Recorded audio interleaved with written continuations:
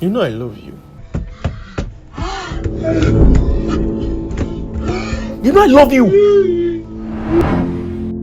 Do you know who I am? Who are you? I am the IJGB with a fake accent blasting from your favorite radio station. The I is totally congested and it's all red on the map. You don't know what I'm saying. I am the JJC that would die here. If it's not the Hawkrats and rat killer in traffic, how I run and catch buyers in buses, who is Blessing or Kagbare? I can go slow and whisper, Alabamza, my son, I've not eaten since yesterday. You then tell your driver, wind up! I can shout, park! Where's your particulars? Oh, loading car, oh showed, Anthony Mawale, enter with your change, oh. If you like, keep your phone where I can't see it. I'll take your time. I'll then get to work and be saying, but I left the house at 4. 4! You keep me at work till 11. You will keep my salary till the 11th of next month. You splash me flood with your Benz. I'll be smelling like Visionscape. By the time you get home, or house. Cause the reason for living is asleep again. Forget about nightlife. It's under bridge therapy. Thank God it's Sunday. I'll tell you again about the place called heaven and earth that you can never find. Maybe if Ashala demolished it, you then think of going back to Trump's country, or asylum in Toronto, or jumping off Third Mainland. This is an environmental sanitation for your treasure. I am Lagos. Do you love me?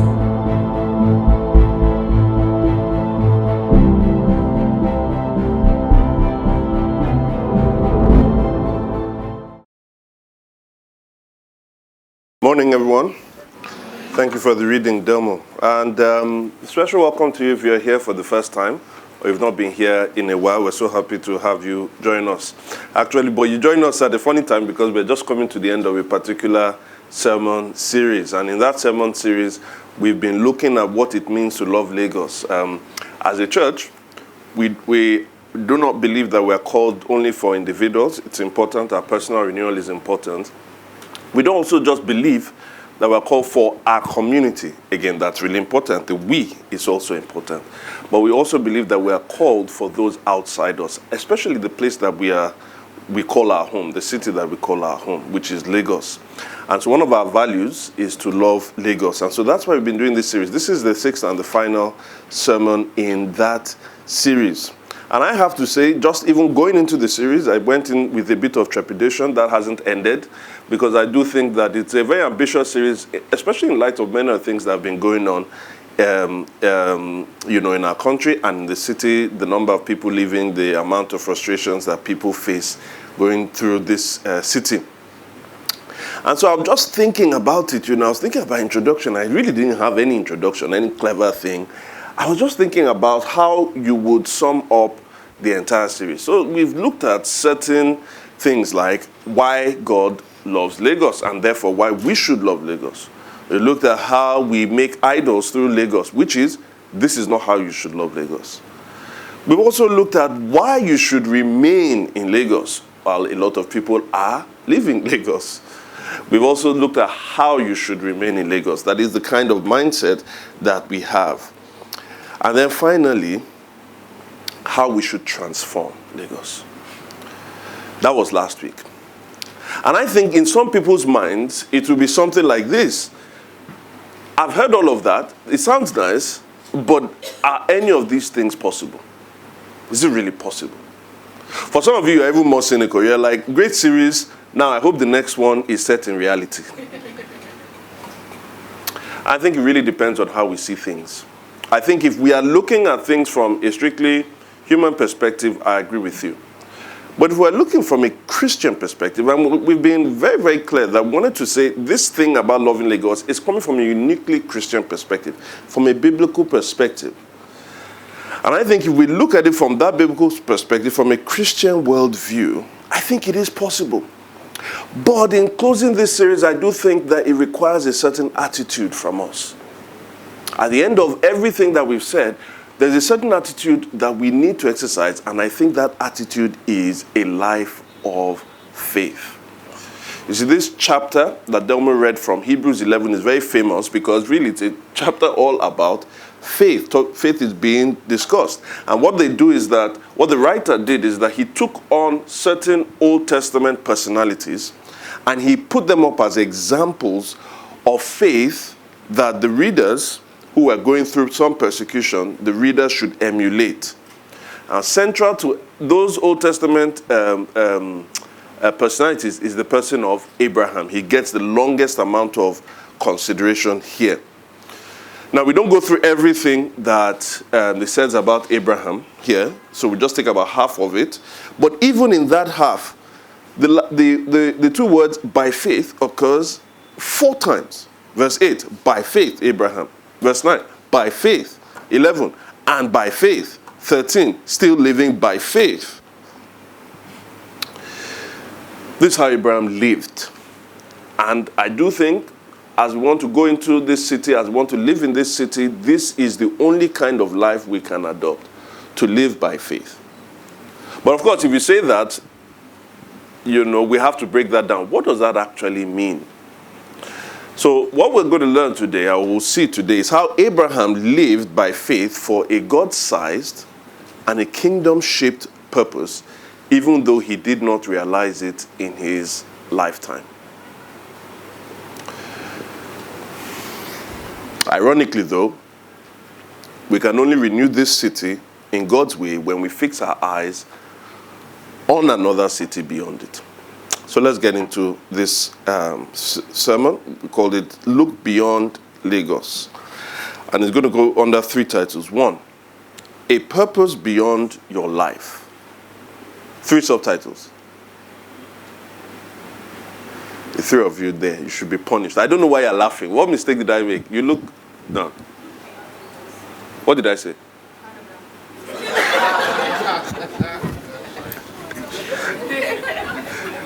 All right, let's scratch this whole part of the recording. A purpose beyond your life, an identity beyond this life, a city for the afterlife. A purpose beyond your life, an identity beyond this life, and a city for the afterlife. All right, so let's begin. If I ask you, what is your purpose in life? What would you say? I mean, your overall purpose in life. Do you have one? Have you thought of it? Don't just say it's to live for God. Because all of you that say that, you're not actually doing it.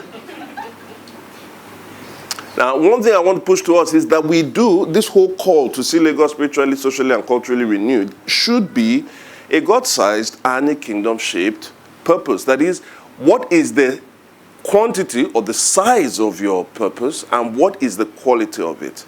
How big is your vision, but how godly is it? Now look at Abraham, for instance. In verse 8 to 9, listen to what he says.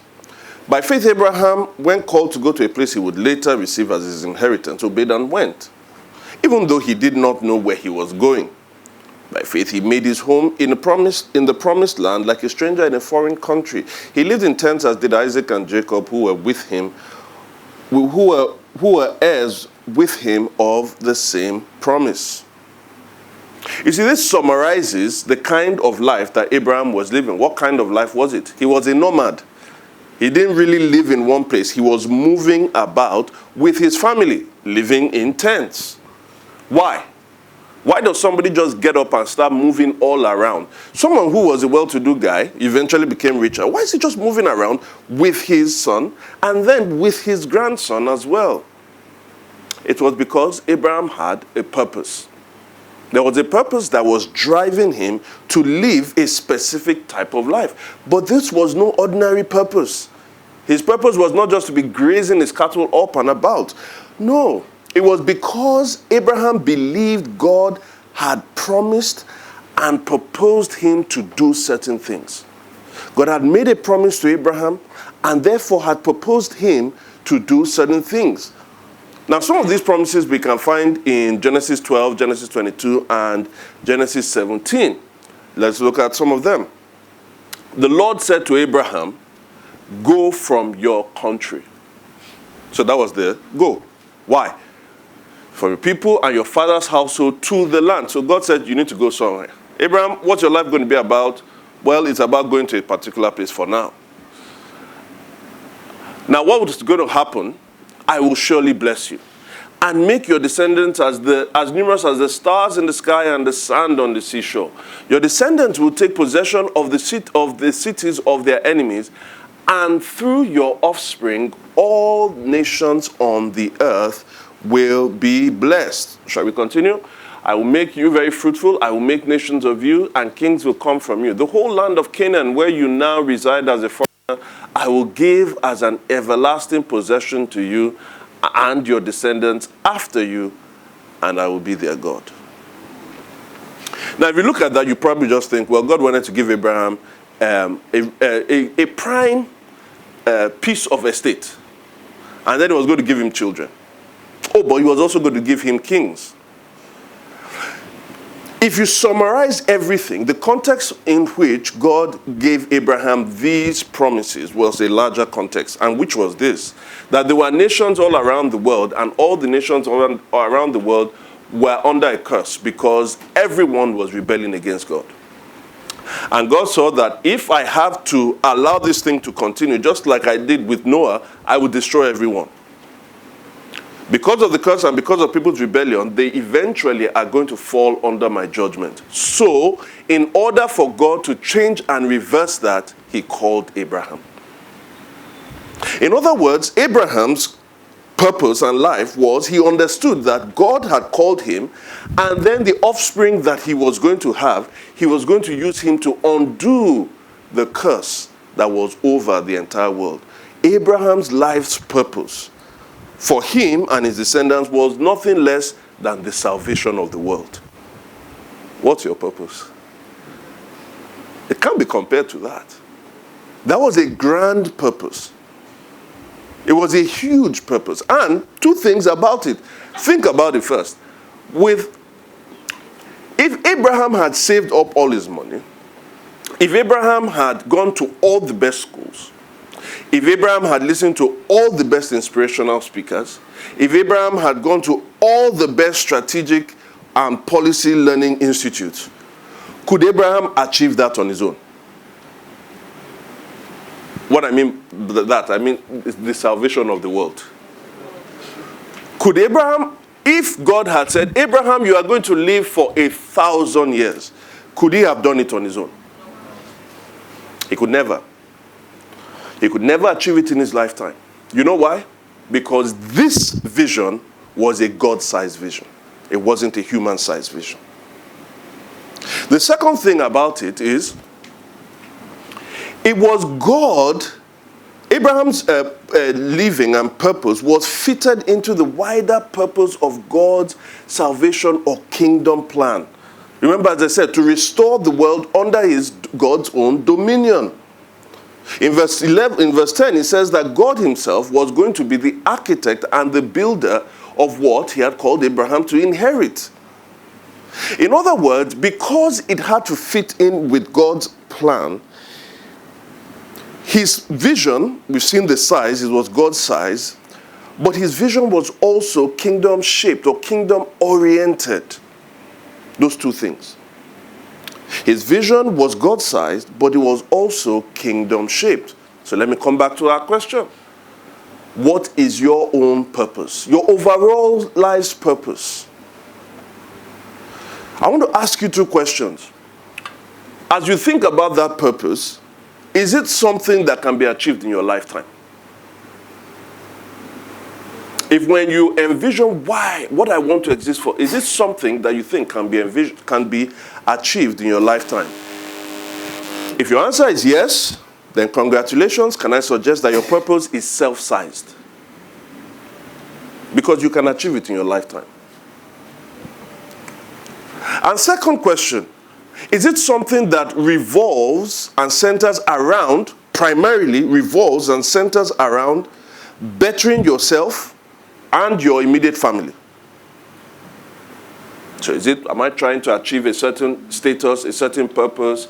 And don't say whether you are seeing it as You know, some people, we try to excuse ourselves from those who we disagree against by using English to cover it. So you can say, oh, you know, some people, if you go to certain churches, they only talk about money, money, money, money, money. You know, just the only difference between you and them is that they are crass and then you are more articulate. But we're all trying to fight for the money. So I'm asking you that question. Your own vision, is it centered? Think. Remove all the articulation that you've been able to achieve over all your lifetime, whether it's your normal education or your spiritual education. Is your purpose for living centered around just bettering you and your family? If your answer is yes, congratulations, because your purpose is self-shaped. So we are living a self-sized and self-shaped vision. And living for a self-sized and self-shaped purpose ultimately sums up to a disappointing, self-centered existence. Not bad. But can I say you were made for more? We were made for more than just ourselves. We were made for more than just achieving something that we can achieve in this lifetime, something that we can sit back and fold our legs and say, I didn't live a bad life. We were made for more than just trying to say, look at my children, they're doing well, look at me, we've got this house, I have this reputation, this number of Instagram followers. I've done well for myself. Now they're calling me to come and give seminars. They're calling me on boards. Really? Is that it? Again, don't get me wrong, none of these things are bad. Like, ultimately, if you take them individually, none of these things are bad. I'm not disparaging our responsibilities towards our personal goals, our familial goals, or our vocational goals. However, if your life's passion and effort ultimately revolve around these and how they make you better, you are not living as God's kingdom person. God wants us to live for Him. God says you are called according to my purpose, right? If you're a Christian, not your purpose. And His purpose is always God-sized and it's always kingdom-shaped. In other words, why were you brought into the kingdom? You weren't brought into the kingdom to relax. You were brought into the kingdom so that you can now spread that kingdom. God didn't ask you to choose what is the best life that you would like to live. He says, let me show you what the best life for you to live is. Come into my kingdom. This is what it is. He now says, so live for me. And then he said, well, Femi, is it wrong for me to feel good about myself? No. Is it wrong for me to try and better myself? No. But if ultimately you are living for that, again, your whole kingdom is about some kind of comfort, some kind of self-betterment. That ultimately will lead to a miserable existence. You see, one of the things we find with Abraham here is that Abraham left his own comfort zone. Think about it. He left a place where he had family. He left a place where he probably had an inheritance. And God then says, there's an inheritance I want to give you, but you won't get it in your lifetime. And you'll be like, what? He left his comfort zone because of something larger. His purpose was now going to be rooted in God's own agenda and also takes more than himself to accomplish. And you know, this is how we're called to live in the kingdom, because how did we get into the kingdom? Well, we got into the kingdom by someone or through someone who sacrificed who first lived the life we couldn't live and then sacrificed himself to die the death that we should have died. Now, that same person in Luke 9 verse 23 says, Luke 9, 23 and 24 then says, you know what it means to live in this kingdom? Whoever wants to be my disciple must deny themselves and take up their cross how many times? Daily. And follow me. And then he says this, you know, you are trying so much to save your life. You are trying so much to build a life for yourself. Ironically, if you continue to try to save your life, you will do what? But if you try to lose your life for his own sake, for his kingdom's sake, if you try to live for something more than yourself, ironically, the thing that you are trying to preserve, you would actually get a whole lot more. Abraham left because God called him for something bigger, a purpose greater than Abraham himself, and one that fitted in God's own agenda. Can I just say this? The call to see the city of Lagos renewed by the gospel, spiritually, socially, and culturally, by any human estimation, is bigger than any one of us. Amen? And yet it's firmly rooted in God's own agenda. That's something you can live for. That's something we can follow in the footsteps of Abraham and say, you know what, maybe God is calling me to this purpose. Don't say, I would like to see it in my own time. There was a king, Hezekiah, who had some visitors from Babylon come to see him. So when they came to see him, he took them to the palace, he took them to the temple and showed them all the treasures that he had. Isaiah eventually came and said, where did those people come from? He said, oh, from a very distant land, from Babylon. He then says, you know all those treasures that you showed them. You know what's going to happen? Eventually, time is coming that they will take everything away. And the guy was like, at that point, you should be like, man, this is really bad, though. Now, wow. The guy said, okay, no problem. You know why? Because it wasn't going to happen in his lifetime. And many times this is the way we think. Purpose, yes. I want to see the thing that my hand will achieve. I want to see my name written on that place. I want to see my name on the billboard. God is saying that if you are trying to live for something you can achieve in your lifetime, it is self-centered, it is self-sized, and it is self-shaped. But if you want to live for the kingdom you've been brought into, take up your cross, deny yourself daily and live for Christ.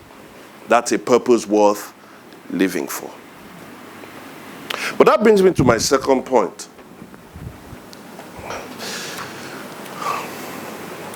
An identity beyond this life. Now, in the introduction, I said, the way we are meant to live is by faith. And I want to say that again, that in light of all of these things, how are we to live? For something that is larger and greater than us, we are meant to live by faith. But the life that we live is based on a certain identity that we should have. I'll say that again. The life that we live should flow out from an identity that we should have. And here's an identity I want us to adopt. Abraham shows us. Go back to verse 9. By faith, he made his home in the promised land like a stranger in a foreign country. He lived in tents, as did Isaac and Jacob, who were heirs with him of the same promise, for he was looking forward to the city with foundations. What identity did Abraham have? I want to use 3 words to describe it, and listen very closely. Abraham was a temporary resident foreigner. Abraham was a temporary resident foreigner. What do I mean by that? Well, he was a foreigner. Look at verse 9. It says he lived in a foreign country. He was a stranger to a foreign country. So Abraham was a foreigner. But also he was a resident of that foreign country, because it says he lived in tents, or he made his home in that promised land. But he was also temporarily living there as a foreigner. Why? Because he said he was looking forward to another city. Do we understand? So Abraham was a what? A temporary resident foreigner. And that's the same identity, if we're going to achieve this vision, that we need to adopt. We are called to be what? Say it. Temporary resident foreigners. And then you say, all right, you are telling us to say all of these things. So what does it mean? All right, I'm glad you asked. You know, in this whole world, right, you often look at countries, and certain countries are known for certain things, knowledge-wise. So if you think about the United Kingdom, they are very known for scientific breakthroughs, right? A lot of Nobel laureates have come from the universities in the UK. If you go to the US, they're well known for their knowledge of finance and big finance and things like that. If you go to Germany, they're known for their knowledge of automobiles and manufacturing. Niger, what are we known for knowledge-wise? Well, let me tell you one thing we are champions in. It is the knowledge of visas and visa application. As in, most people I talk to, you talk to foreigners, most of them, they don't know anything. Nigerians, we know. Go to any Nigerian person, you're going for this one, make sure you take a photograph, it's 3 photographs, 45 mm by 40, that other one, South Africa, 45 by 35. No, US 50, we know everything, all the documents. Is this 3 months or 6 months bank statement? We're so deeply entrenched in this. So I want to give you a little bit of an education in the visa process. If you want to live legally in a country, I want to stress the word legally there, because we are talking to Nigerians. If you want to live legally in a country, right, there are about 3, most places, I'm writing, but there are about 3 kinds of documents or status that you have to have. There are 3 types. One is that you can have what you call a passport. You know what the passport indicates? It indicates that you are a citizen of that country. You're not a foreigner. You can live there. You can do anything you want. Citizen. If the second one we call ILR, and it's a visa, is an indefinite leave to remain. What does that mean? It means that you are still a foreigner because you have a visa. Okay? You are still a foreigner. You are not a citizen.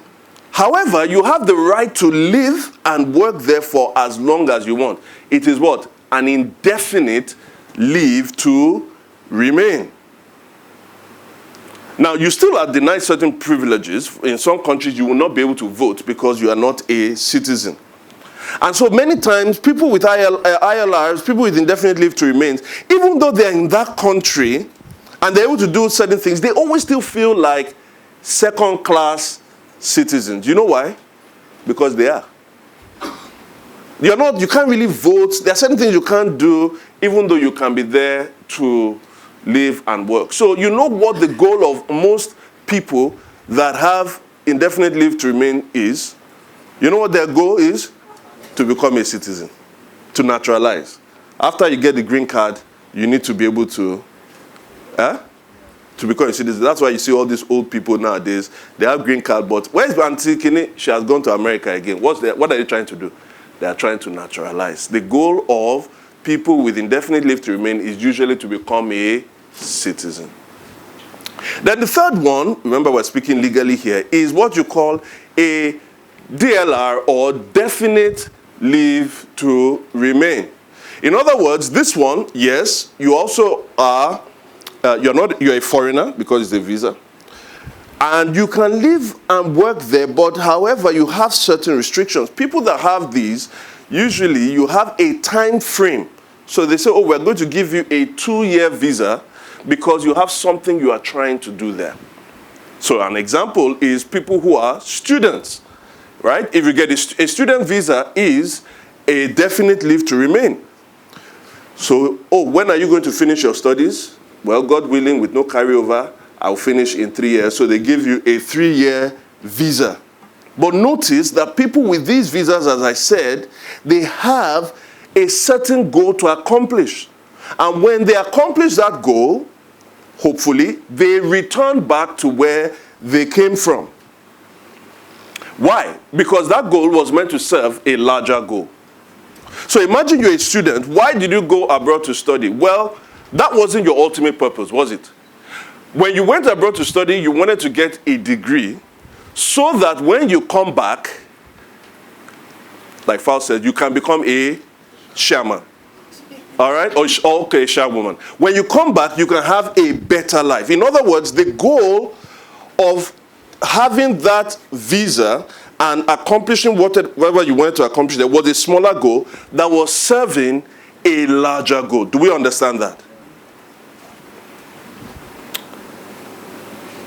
it was as though Abraham had a definite leave to remain. And in fact, the Bible, based on this passage, says, for us, that is exactly what we should have. Look at it in verse 13. Because he said, why are you here? In this in verse 13, all these people were still living by faith when they died. They did not receive the things promised. They only saw them and welcomed them from a distance, admitting that they were what? Foreigners and strangers where? Where? On earth.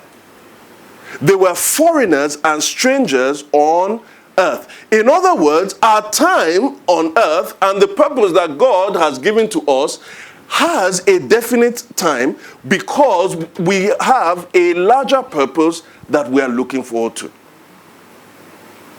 It says, Abraham, though he was in this place, he was looking forward to what? Another city. The person who goes abroad is looking forward to something else, so they are doing the thing that they are currently there to do.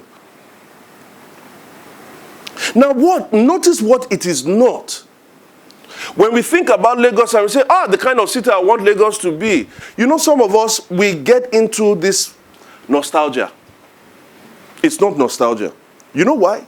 Because nostalgia is looking back. You know how we say, it was when Igbo started coming to Lagos, that's when everything started to spoil. But when Lagos was a Yoruba paradise, when Lagos was the Yoruba paradise, let me tell you, we didn't have Toyota cars. We didn't have Honda cars. Can everybody say thank God for Igbo people? Igbo kwenu? All right, we need more in this church. But you start to find that, when back in the day, everything has spoiled now. But in our own time, in other words, what are these people doing? They are looking backwards to a city. What Abraham was doing was not looking backwards, he was looking forward. Because if they were looking for a country that was before, what would have happened? They would have had the opportunity of going back. That's what verse 14 says. People who say such things show that they're looking for a country of their own. If they had been thinking of the country they had left, they would have had the opportunity to return. It is not something that was in the past. We are not going back. But neither is it fantasization or wishful thinking. Because you see, the reason why some people go into nostalgia, looking backwards, is because of the frustrations of the present and the uncertainty of the future. So let's look backwards. So some people then just, you know what? Why don't we just dream of the kind of place we want? How many of us like to, dwell in our imaginations? You just think, right? I remember when I was small, I used to dream, I used to love, I'd say, if Bill Cosby was my dad. Well, now that seems like I'm happy that my own dad was my dad. Let's just put it that way. We just dream about, so many things. But the thing about the things we dream about, we can't guarantee that it will happen. It's just wishful thinking. They say if wishes were horses, then beggars will what? It's not nostalgia because we're not going back. But is this thing wishful thinking? Was Abraham just looking forward to something like, I'm tired of being a trendsetter. I would like to be a citizen, a place where, a city that has foundations, where I can put myself in. Was that just wishful thinking? No, it's not. And why can I tell you that it was not wishful thinking? Because it wasn't something Abraham just wished. It was something that God had promised. And this God that promised, why can we believe him? Because he's a God that also delivers. Look at verse 11. He is the promise-keeping God. Verse 11 and verse 12. Now, I need to say something. Verse 11, let's reread it. Now, if you are looking in your passage, it says something like this. And by faith, even Sarah, who was past childbearing age, was enabled to bear children because she considered him faithful who made the promise. I don't want to get into so much of the technicalities, but a better way, Sarah is not the person that really this thing is about. Because if you remember, in Genesis, when God came to Sarah, she actually did not show faith. She really didn't believe. So a better way of translating this, especially because verse 12 goes back to Abraham when he says, and so from this one man, he as good as dead. So it's really talking about Abraham. So the better way of translating this is, and by faith, even though Sarah was past childbearing age, he was enabled to bear children because he considered him faithful who had made the promise. The word bear children there is actually for males, right? Not actually for females. So it's actually Abraham we are still talking about. By faith, even though Sarah was past childbearing age, he was enabled to bear children because he considered him faithful who had the promise.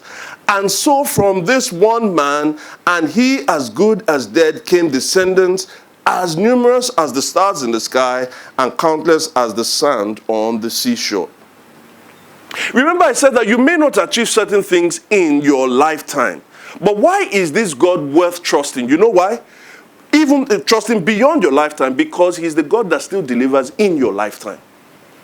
Abraham was promised something well beyond his lifetime. In you all the nations of the earth will be blessed. How would I know this? I do not have a child.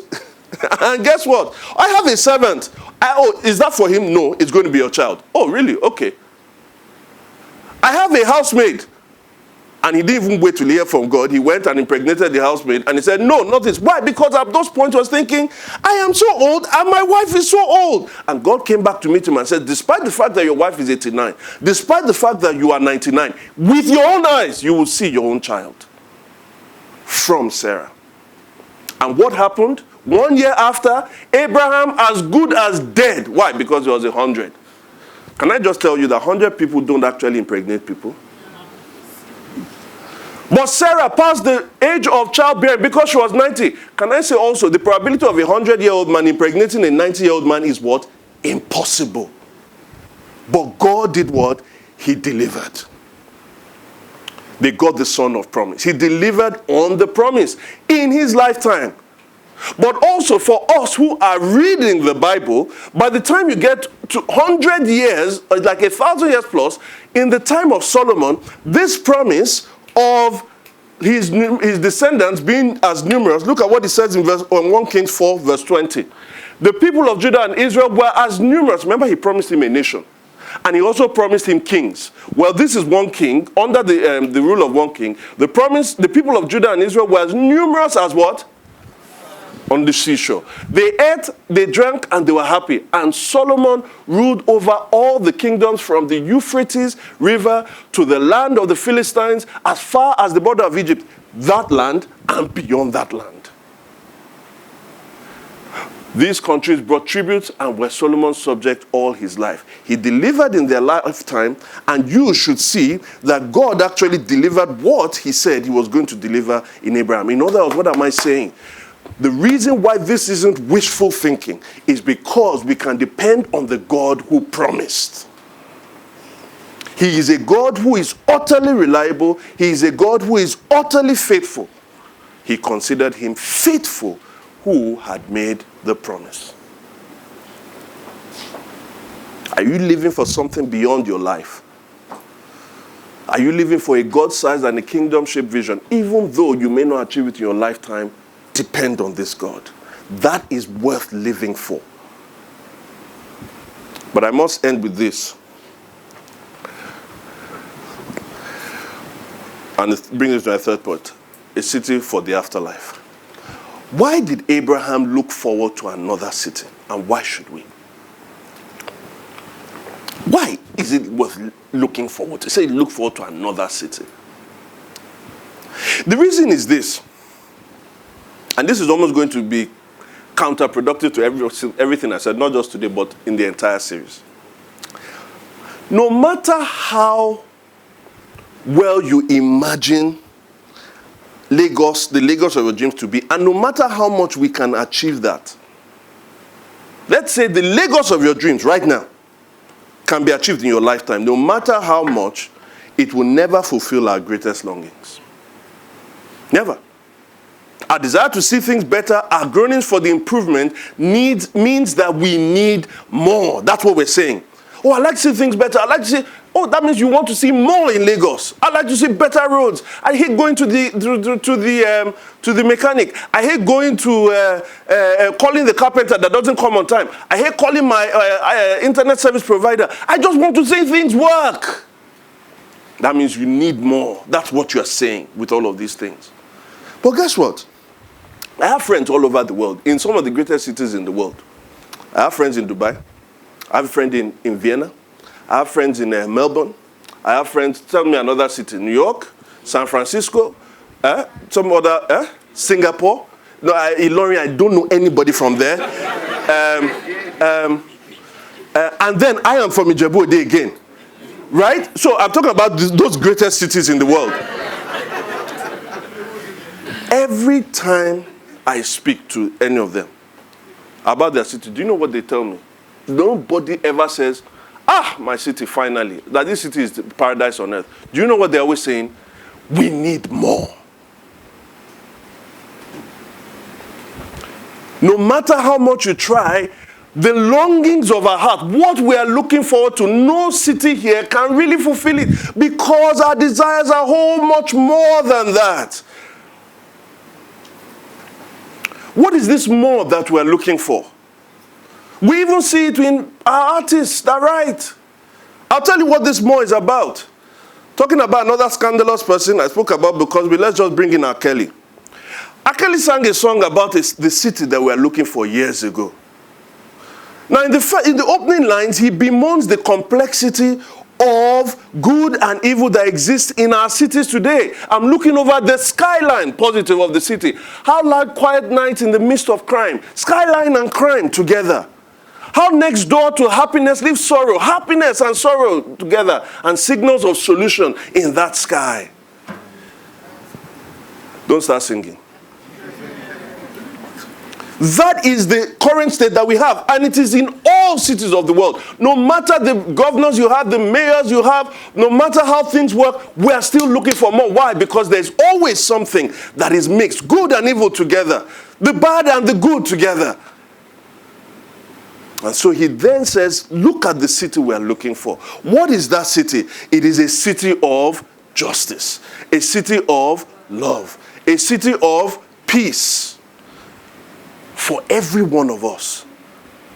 You know why our cravings still keep coming? Because we all need that city. Not just want. We need it. We can't live without it. And it tells us what the name of the city is. It's Gotham. Gotham City is what we're looking for. But you know the funny thing about it is that if you read the Batman comics, sorry if you are not into comics, right? For people like us that are comic collectors, no, it's a lie. I've never read, I just watch them. But if you read the Batman comics, right? Batman is in a city called Gotham City. And Gotham City is anything but perfect. Because if it was perfect, you wouldn't need Batman. You know, Gotham City is not the city we're looking for. Then you remember, you may start saying, well, are you sure this thing exists?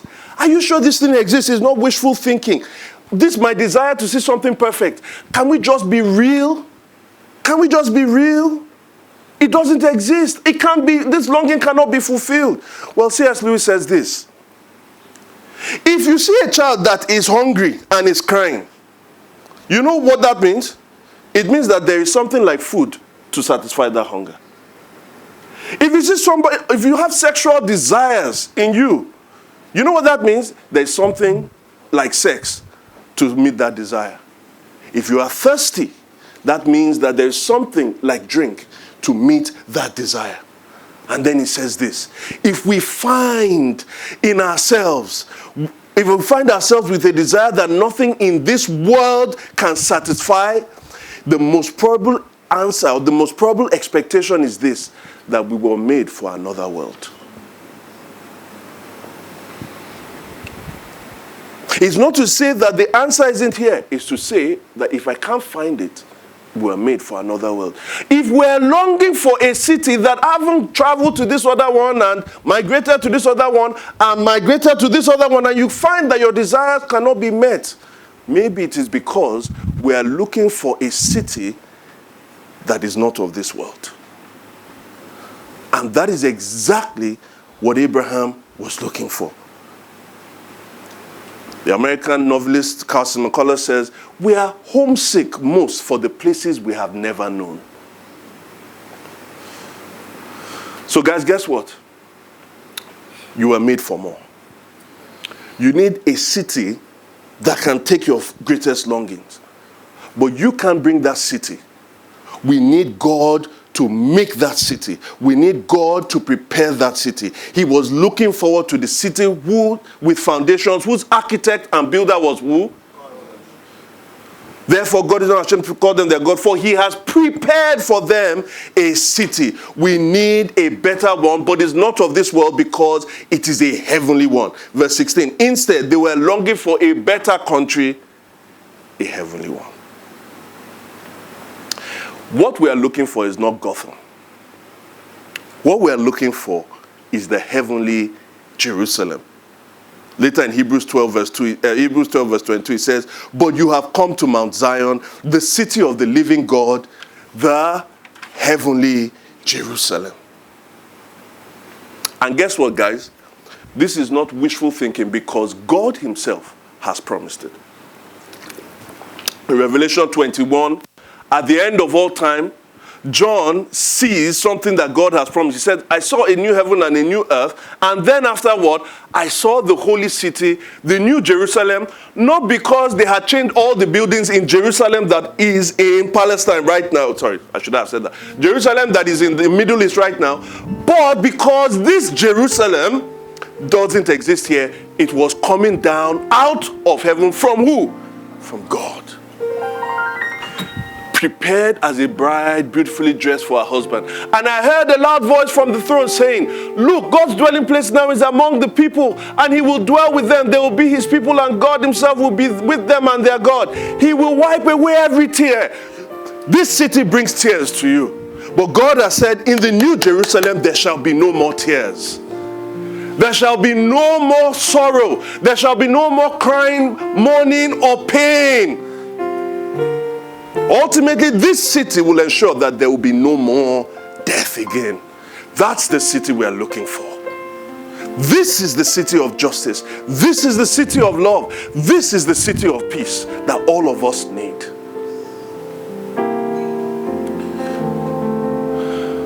But then you say, what does that have to then do with Lagos? What does this city of total flourishing, total bliss, all our longings and desires fulfilled, what does that have to do with Lagos? Listen to me. God hasn't promised us a new Lagos, but a new Jerusalem. But because there is going to be a new Jerusalem, we can by faith work for a renewed Lagos. Don't forget, Jerusalem is our ultimate goal. We are trying to get citizenship in Jerusalem. But for now in Lagos, we have a DLR. And what do you do with your DLR? You know that you have a goal to accomplish now to serve a larger purpose. Our goal to accomplish now is to see this city renewed, because we have a city that we are looking forward to that shall make all things new. If your ultimate goal is to be a citizen of that city, then what about the city you have now? It is because we are looking forward to that city.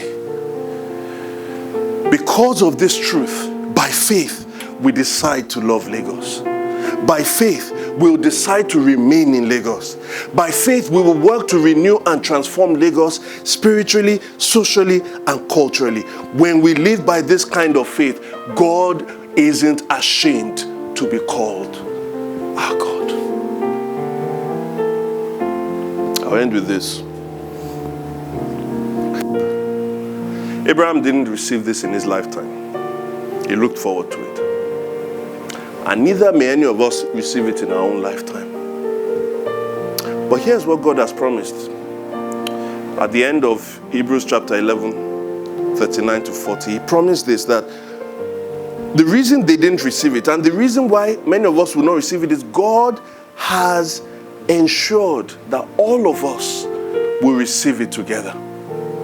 All these heroes of faith were commended for their faith, yet none of them received what had been promised, since God had planned something better for us, so that only together with us would they be made perfect.